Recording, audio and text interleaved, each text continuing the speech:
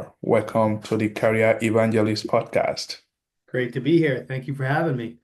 No, it's awesome. Thank you for joining us on the show. So, JR, why not take us back? How did your experience as a Division One athlete shape your approach to business? Yeah, I think there's a couple lessons, life lessons that I learned while competing in sports in general, not just Division One hockey, but just playing, athletics at a high level, which were, you know, kind of like the core characteristics you think of when you think of an athlete, things like being resilient, right? Like you fail a lot, you lose a lot. Being able to bounce back from those things. You lose a lot in business too, especially as you mentioned, my career was in sales, and the best salespeople in the world lose way more than they win. So that would be one. I would say coachability, right? Like you start your career at a foundational level, you don't know that much, right? Whether regardless of your education, into like from a academic perspective, until you're in it, you really don't know what the hell you're doing. Full stop. Even the most overeducated, highly certified people in the world, until you get into a company in the four walls and you start doing a job, you don't know what you don't know.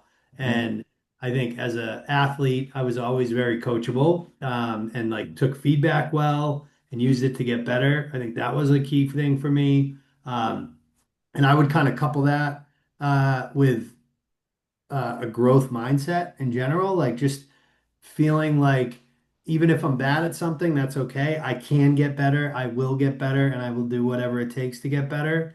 And then I would say the last piece, honestly, is being like a team first person, right? Like companies are teams, full stop, right? I don't like when companies say we're a family because I don't think that's true. Like, you know, So, the difference between family and team is like if my brother is an idiot and does something really stupid, he's still my brother. Like I still like nothing's gonna change that how are you relationship. gonna change that? Yeah, Yeah, yeah. but if my teammate isn't doing their part, like they're going to hear about it, and if they continue to not be able to do what they're supposed to do, they're not going to be part of the team anymore, right? So I think those four things are have played a huge role in my business career. And then I think from like a from like a success perspective, what I would say is the reason I played Division One hockey was because I was super clear on my purpose and like where I wanted to go, what my vision was. Um, and that came with like some really clear priorities, some really clear goals, and then a playbook on like how to get to that vision. And in hockey or in any sport, you get those things. They're part of the uniform. In your professional career, nobody gives you those, so you have to kind of build them yourself. And I think the mistake a lot of young people make is that they don't start with the future in mind. So if you can build your vision first, that should set your priorities. That should give you your short term, near term, and even long term goals. And then the playbook should be clear, like what you have to do. And then when you take a job, you're doing it in the context of that bigger vision. So even if you're in a role that isn't great, not very fun, and you do a lot of stuff that doesn't give you energy, if you know that that role is aligned to where you want to go, you're going to do it, right? This is Absolutely. why athletes, this is why, and we help veterans too. This is why athletes and veterans are unique, is because people call it discipline. All discipline is doing stuff you don't want to do, because you know you have to do it to get to where you want to go, Yeah. right? Oh, yeah. So creating that vision is actually why you have discipline as an athlete. So I think that's been a huge tool for me in my career. I know that was a long answer, but No, that's I like it. I like it. Resilience, coachability, growth mindset, and team first person. Absolutely spot on, JR. So let's talk about your company. You are the founder and the CEO of Shift Group. Tell us, what is Shift Group all about? What do you do? Yeah, so Shift Group was born out of my experience leaving athletics. I struggled with that loss of identity and purpose. Um, I went to some like pretty dark places from like a substance abuse, emotional, kind of mental health perspective. And it really wasn't until I kind of reset my vision, some of the stuff we just talked about, um, and got like really dialed in that I had the success that I had that you talked about in the intro. So on that side of our business, our 100% our goal is to help these folks that are out of uniform kind of find what makes them special again. And then on the other side, and it's free, by the way, like we don't charge any money to athletes or veterans at all. The way That's that we make money is that companies hire these people from us. So we actually have a software platform. Candidates go through a process of like kind of self-discovery slash reflection slash vision building. They get career pathway overviews. So things like business development or finance or HR, all the different things you can do in the corporate world. They select one. They can do some upskilling. And they create these video-based profiles that companies pay so that they can access all these people that have gone through our training and they can hire them. So we're kind of like staffing and recruiting on steroids with technology mixed in and injected in. And the reason I did I think it's clear why I help candidates. On the company side, I was a chief revenue officer, an executive. I hired a lot of people. The resume to me never really made a lot of sense. I don't know if you know this, but the first resume was written in 1482 by oh Leonardo da Vinci. He wrote a resume, he sent it to a duke because he was trying to get some patronage from a duke. wow. Uh, that was like 10 years before Columbus like came across America, right? Now we have more technology in our pocket than it took to get to the moon, yet we make the most important decision we make as a leader in a business based off of somebody's ability to structure a Microsoft Word document and put the right bullets. And I don't think that we should be doing that anymore. I know we shouldn't, right? So that's part of what drives me really from a big picture perspective is my goal in my business is to kill the resume.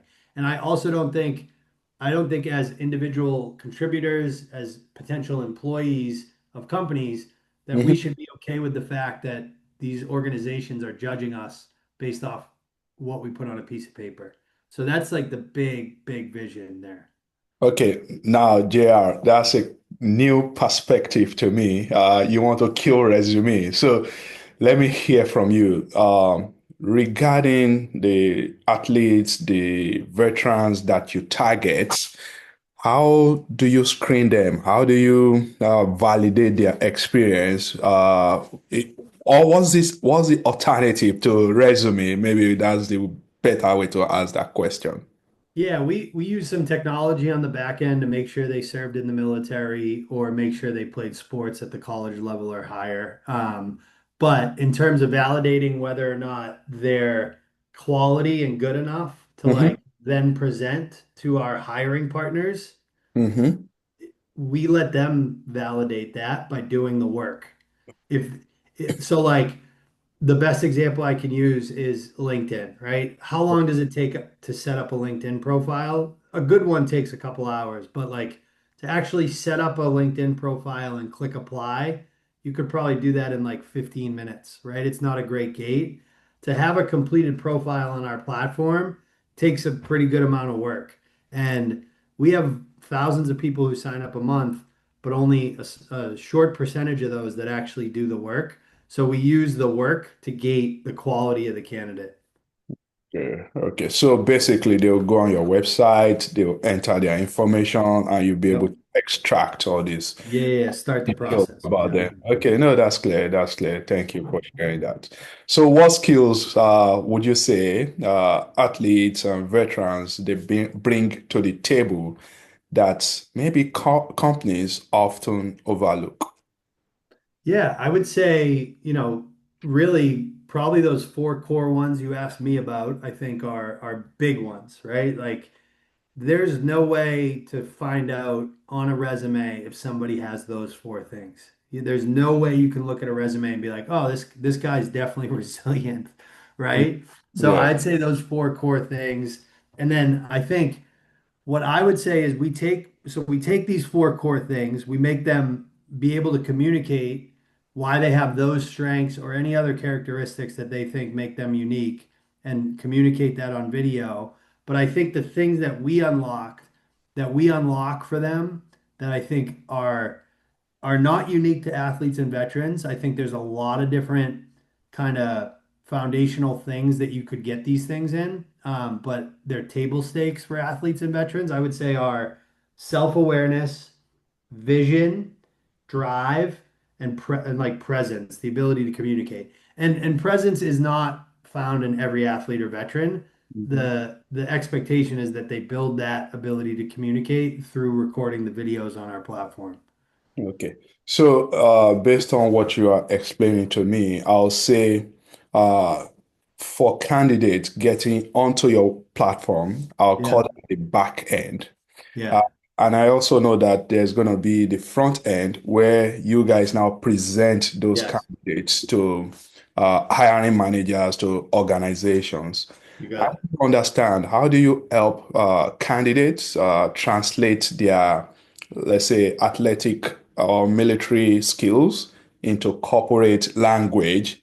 Because at the end of the day, I help people to write their resume, and I coach them in terms of, hey, your resume has to be accomplished based. You have to show what you've delivered.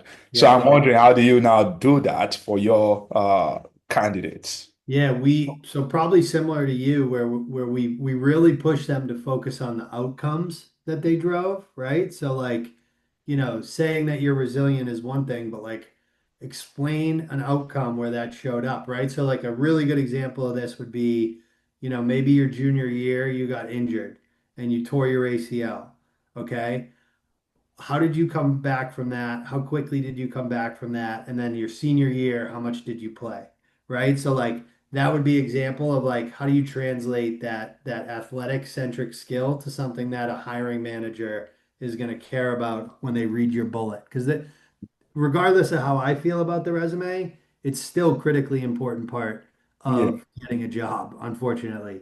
And so is LinkedIn, right? So like you're bang on that the ability to translate those things. And what we always talk about is this idea of strategic empathy, meaning think about what the other person would care about, Mhm. right? Like you scored 300 goals. Sweet, dude. Somebody who's going to pay you 80 grand to be a finance associate does not care about your 300 goals. So think about what you did to drive that outcome that they would care about. Put that as the bullet.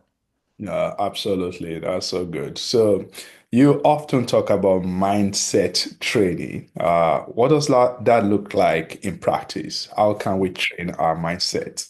Yeah, well, when we think about mindset, we think about like certain things like self-confidence. We think about execution. We think about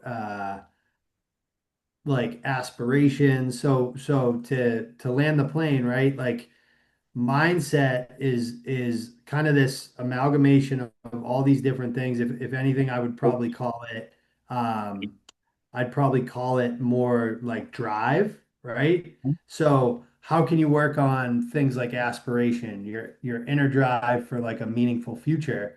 You have to like sit and think about what do you want your life to look like in a decade? And how does it feel, right? Not just, oh, I want to drive a nice car and live in a huge house and X, Y, and Z. It's like, okay, what does that feel like to you? Like, what's the feeling it gives you? Um, Execution is part of drive. It's like turning plans into consistent action. So do that, right? So you gotta, it's like anything else. It's like perfect practice makes perfect. If if your mindset, if you're low on self-growth, that means you might not have the capacity to evolve and expand beyond your current self. How do you get better at that? Go get uncomfortable. Go do something you're not good at and get better at it, right? So it's like anything else. It's number one is understanding like what are the things that make up mindset, figuring out where you're strong and where you're weak, and where you're weak, do things that will make that like muscle get bigger. Okay, no, that's good. So, what are some kind of companies that partner with Shift Group today? And maybe can you tell us what are the roles they are trying to fill right now? With our hiring partners. Yes. Um, we work with because of my background, we work with a ton of tech companies. We work a lot in commercial real estate, healthcare. Um, the roles largely are like early career roles, but they're things like, in business development and revenue generation, it's things like business development rep, account executive, those types of things. In so that's like biz dev. So in biz dev, we have everything from like, territory sales associate, leasing associate, junior financial advisor, customer success. In product management, it's roles like UX associate, or associate product manager, or product development coordinator, and things like consumer goods and retail. Business operations, it could be things like in consulting, associate consultant or business analyst. In finance, it's roles like financial analyst, FP&A associate, um, portfolio analyst. In IT and engineering, it's, again, going back like those early roles, things like software engineer or cloud engineer or whatever. Human resources, your HR coordinator, your TA specialist, your HR business partner, and then data science and analytics. It's things like um, data analyst, data scientist, health informatics specialist, fraud data. I'm looking at our job board right Yeah, now, reading off some of the titles. Yeah, it's kind of broad. very So broad. Yeah. let's hear from you, JR. What's maybe give us an example of a placement that you made that you are very, very proud of, that you found most rewarding for you. Yeah, I'll kind of give you not an analogy, but like a story. But this story has happened hundreds of times since I started the company 3 years ago. You get athletics and the military are tools in our society. They're tools to like up level where your family is, right? Like you might not come from a great background. Like I'm a first generation college applicant, not just graduate. And hockey to me was a way for me to go to college, right? Like it was a way for me to differentiate myself when I applied to school, and it allowed me to go to a school that was much better than I would have gotten into without it. And there's a lot of kids we work with, especially in sports like basketball and football and track and field, that didn't grow up in like great situations. They don't come from great places. Um, and I have a gentleman from my early days in my head right now who, he grew up in the hood, outside of DC. He was a great athlete. Used his athletic ability to go to University of Virginia, which is an unbelievable school. And when we met him, he had just graduated, and he had moved back home, and he was starting to hang out with like his old friends, doing shit that he shouldn't have been doing, right? He went through our program. We got him a job. He relocated, and now this is 2.5 years ago. Now he is a leader at the company that we placed him at, and he interviews our kids. He's the final interview for the Oh, candidates that go through our program. Now, this is a guy who very likely could be, doing anything, could be selling drugs right now or something. But because of, athletics, our program, and the ability to use those things to like lift himself up, his family now has a different future because of the work that he did. So and again, hundreds of those stories, and that's what I'm most proud about when it comes to our business. oh, that's so good. Thank you for sharing, JR. Now, as we are wrapping it, what advice will you give someone out there that is struggling to figure out their next career step? Yeah, I would So the process that I think everybody should go through when they're and I think this is true in any big transition, but especially your career. I think the first thing is to just think about like where you're at right now and what do you want next to be for you, right? Like, and don't put a role on it, don't put an industry on it, don't put like be more focused on like your life circumstances because the role stuff you can fill in later. And then with some like think about some defining moments in your life, things that you've experienced that shape how you approach challenges. Um, think about a challenge that you faced, how you overcame it, and what's the lesson it taught you, right? Yeah. And think about your core values, right? I think everybody should have 3 or 5 words, 3 to 5 words that really define who they are, and they should know why, and they should know how those things want to show up. Then they need to think about what are the strengths that they consistently bring to a team or a project, and how they use them. Think about what gives you energy, what drains your energy, and and then, and this is probably most important, think about your priorities for your life, like from your for your life, but in a career framework, meaning like the way I think about it is really there's 5 key characteristics. Do you care Mhm. about salary and earning potential? Do you care about flexible hours? Do you care about career development and advancement? Do you care about where you live? Or do you Mhm. care about working with something that aligns with you personally, like working in sports? Mhm. And you have to rank those 5 because once you do, and say you're in a job right now and you're not happy, and then you rank those 5 things, what's going to end up happening is you're going to realize you picked that job that you're in or that career that you're in for a reason that isn't one of your top 2. So like the best example I can use is coaching. We get a lot of folks that are coaching right now in sports, and then you ask them to rank these things, and their first one is salary and compensation and their second one is flexible hours. Well, guess what? The reason you're not happy in coaching is because you don't get paid well and you work way too many hours. So Yeah. those are I think that type of reflection and like really thinking about what makes your story and makes you who you are and where do you want to go? I think that's where you have to start. That's my opinion.